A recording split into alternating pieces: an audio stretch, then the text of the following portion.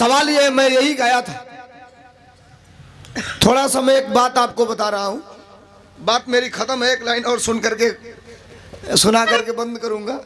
सुबह होगा, सुबह अच्छे भाई आपसे भी कह रहा हूं, सुबह होगा, आप अपने घर जाइएगा, रात भर जागल वालों सूत के जब उठिए लो तो अपने लेखपाल को फोन करिएगा, आप अपने लेखपाल को, जो आपका लेखपाल होगा उसको, और पूछिएगा।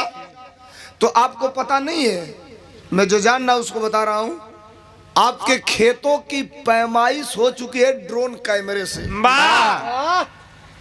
शायद आपको जानकारी होगी कि नहीं होगी, इसमें 90% लोग नहीं जानते होंगे।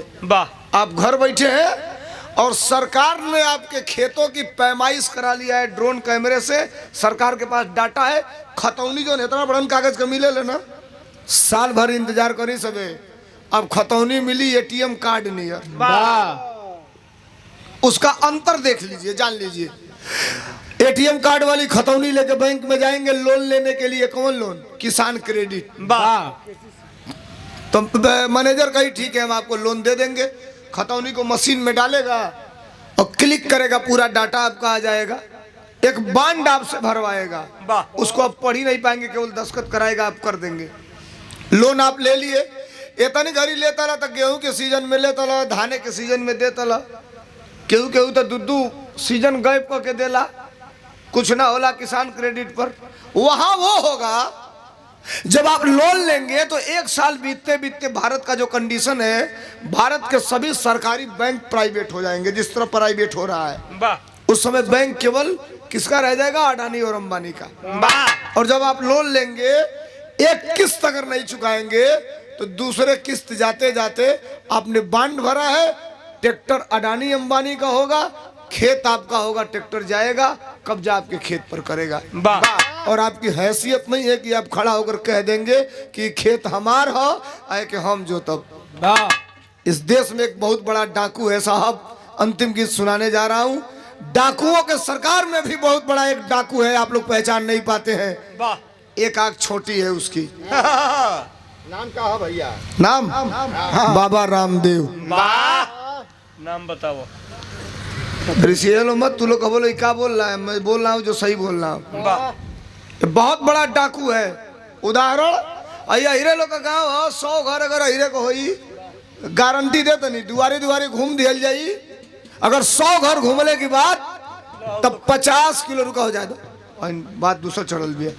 100 घर घूमने की बात 50 किलो घी अगर 100 घर घूम दिया ना तो ना मिली सुला पाई, 25 किलो ना मिल पाई, दही जमते नहीं, तो घी कहाँ से तैयार हुई? चल जाना पतंजलि की दुकान पर, 4 फुट का दुकान बा खाली, लिखल बा पतंजलि, मृतक लड़का बैठल बा, सारे हवा आई तो उधिया जाई। काउंटर पर बा, कहबो भैया 2 ट्रक घी चाहिए, तो कही 2 घंटा का मौका दीजिए, मैं दे रहा हूँ। उतके 2 घंटा में 2 ट्रक घी प्रोवाइड करा दी, लेके दे दी। दाम पूछबो कितना,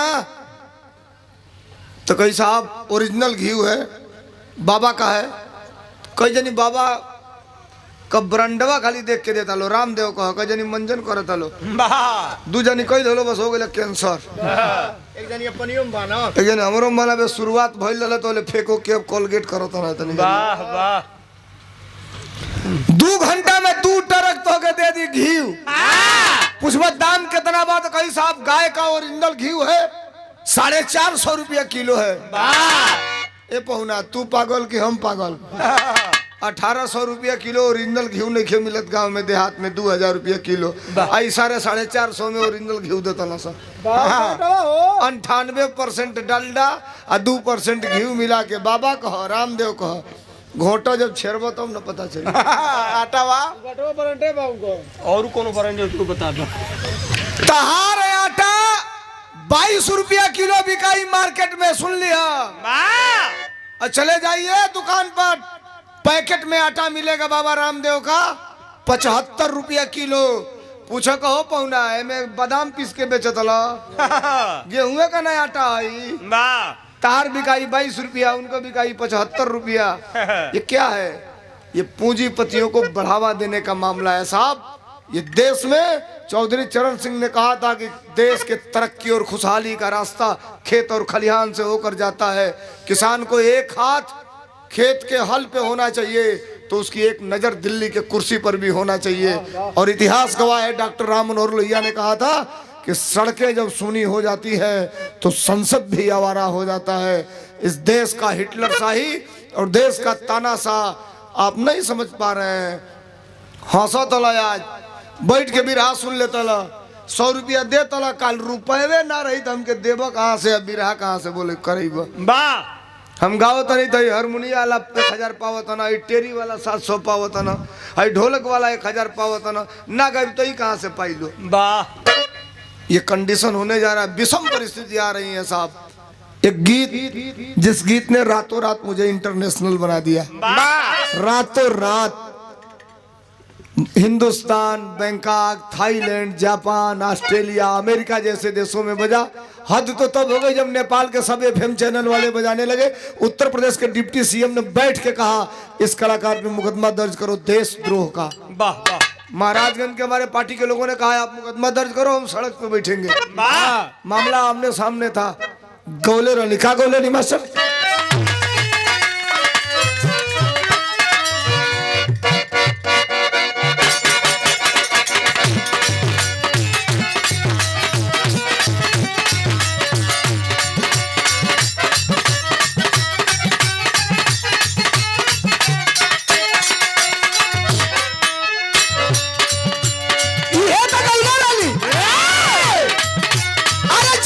राज चलवलस सप्पा,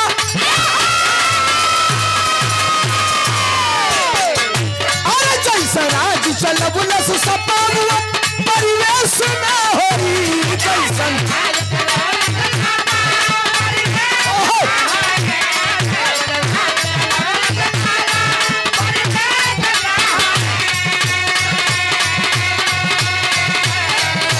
सही लगी तो स्वागत चाहब आप लोगों के लाइन पर कोने बात पर।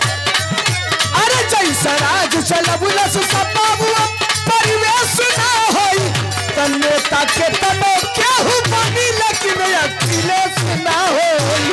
नेता के तनो बनी लेकिन अखिलेश ना।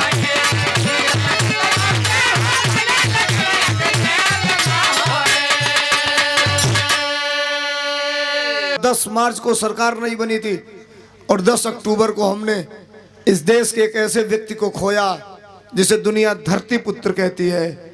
माननीय मुलायम सिंह यादव जी, नेताजी इस दुनिया को छोड़ के अलविदा हो गए। सुन लीजिए साहब,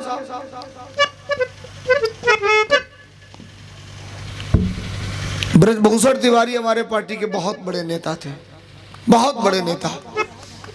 राष्ट्रीय महासचिव हुआ करते थे, सांसद भी हुआ करते थे। अभी 2 साल उनके सांसदी थी, इस दुनिया को छोड़ के चले गए। इतना बड़ा कलेजा है हमारे नेता का। उनके लड़के आलोक तिवारी को राज्यसभा में भेजने का काम किया गया। अंतिम गीत बजाइएगा मत आप लोग, उसी तरह गा देंगे, बंद हो जाएगा। 10 अक्टूबर को नेताजी इस दुनिया को छोड़ के चले गए। एक हफ्ता में अनुरोध 200-500 गायकों ने गाया। 500 में 300 तो बिरहिया गा दिया ना नेताजी की श्रद्धांजलि। बड़ा इतनी घड़ी हलचल बा भैया लोग, यूट्यूब वाले भैया लोग।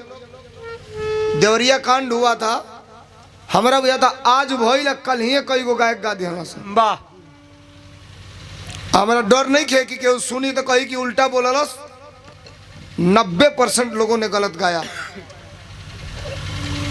चंद्र का गाया सब। अहिर की हत्या हुई, अहिर जाकर के हत्या कर दी। सबने यही गाया। सुनिएगा आप, और हकीकत क्या थी? जो मुलजिम पकड़ा गया वो किस बिरादरी के थे जानते हैं आप लोग? जात के नाते केवल आप आरोप लगाएंगे। ब्राह्मण का यादव का सबसे अच्छा मित्र ब्राह्मण भी हो सकता है, और थे भी, उन्होंने दिखाया भी। अब गा दिले की बात कहाँ से हो में दोबारा भरी लो में कि नहीं, अब उसने हत्या नहीं किया, दूसरे ने किया। 21 दिन बाद मैं गाया। प्रेम को हमसे ज्यादा कोई नहीं जानता है। मेरे जिले का मामला था, मेरे जिला पंचायत सदस्य भी थे, हमारे पार्टी के नेता भी प्रेम थे। मैं सबसे ज्यादा जानता था, लेकिन मैं जानता था कि इसका अंजाम क्या होगा। घटना हो गई है, सही नहीं गाएंगे तो गड़बड़ हो जाएगी बात। राष्ट्रीय अध्यक्ष जी गए, आप लोग वीडियो में देखे होंगे। मैं उनके पास था, उनके प्रेम के लड़के को लेकर के मैं खड़ा था, कांप रहा था उनका लड़का।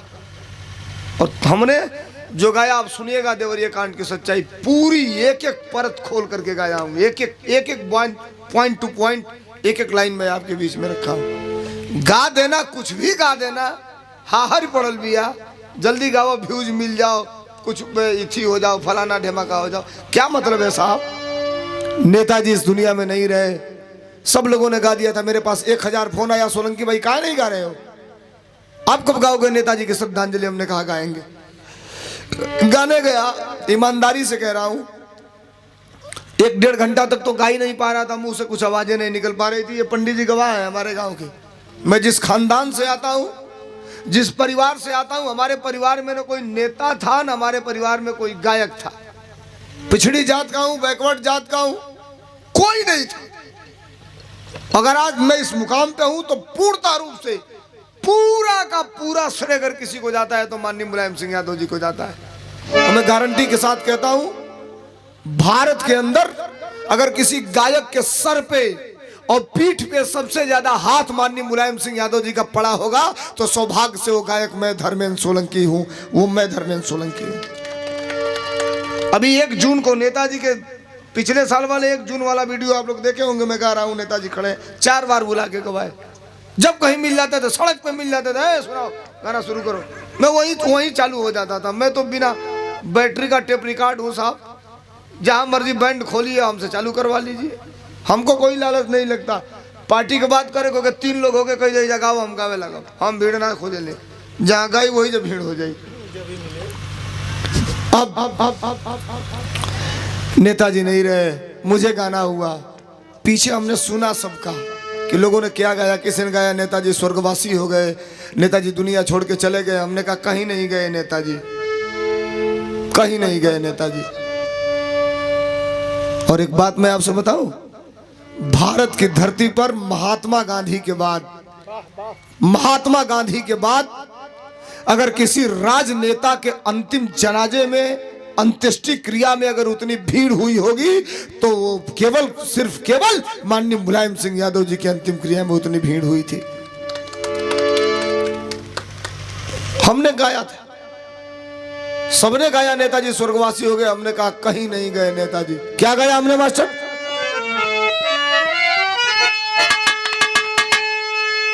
आज भी जिंदा है नेताजी, आज भी जिंदा है नेताजी, कीर्ति जिनकी कायम है। और लगे कि धर्मेंद्र सोलंकी सही बोल रहा है, इतनी भी मोहब्बत होगी तो ये अंतिम ही गीत मेरी होगी। दिल खोल के मेरे बात का समर्थन करिएगा तालियों से।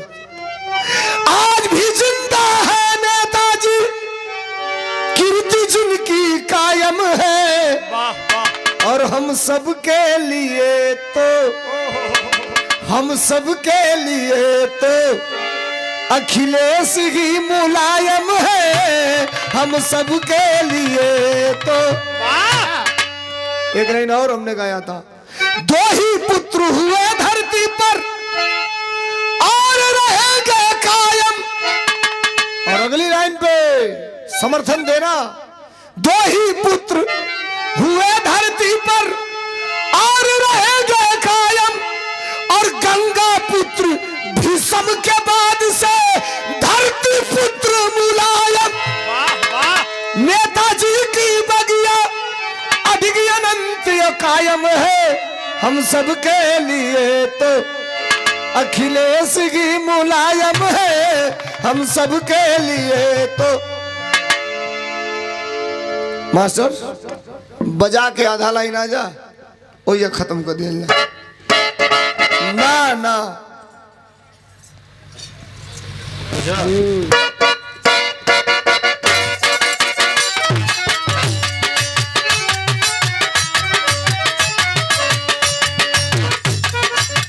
भैया लोग चाय, हाँ चाय है, चाय। पहले केहू का दिल चोरी होके तो केहू के दिल में चल जाओ, इतनी घड़ी दिल चोरी होके सीसी बोतल में चल जाता है। तरज को आई ला कौन तरज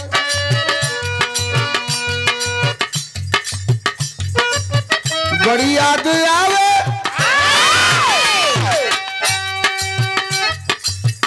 बड़ी याद आवे पिया का प्यार कोइल रतिया तरतिया पहाड़ दीन भाई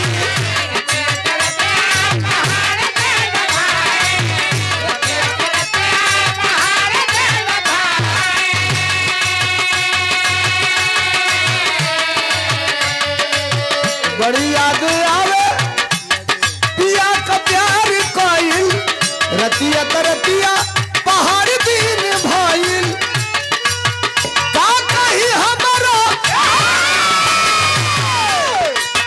का कही हमारा करे जब दाल दार के का कही हमारा करे जब दाल दार के दिलवा ले गईले राजा बोतल में भारी के। अब एक लाइन सुन लो ये ओकरे बाद हमारी बात खत्म हो जाएगी। हुकूमतों पे और सरकारों पे लाइन हमने लिख दिया क्या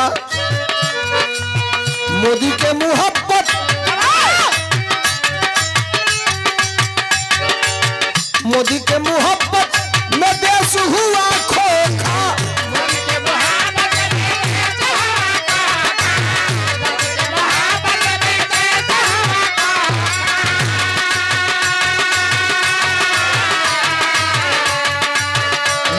किसान नौजवानों को धोखा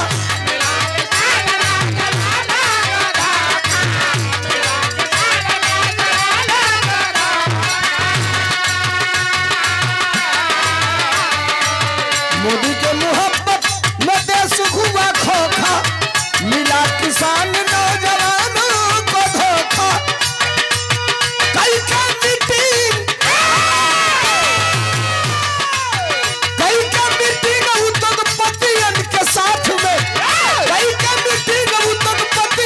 के साथ में लाइन अच्छी लगे तो अंतिम लाइन है अगर सही कहूं ये कहने का सबकी कुवत भी नहीं है इतना बड़ा कलेजा चाहिए हर वक्त आप कहते हैं हर जगह कहते हैं हर समय कहते हैं कहाँ कहना है नहीं कहना है ये कोई मतलब नहीं है जहां कहना है वहां कह देता हूं ये लाइन बहुत बड़ी है अगर सही लगे तो समर्थन चाहूंगा मोदी के मोहब्बत में देश हुआ खोखा मिला किसान नौजवानों को धोखा कई का मीटिंग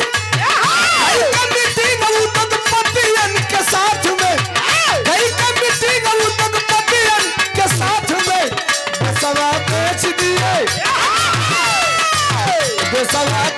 दिए मोदी अडानी के हाथ में देशवा बेच दिए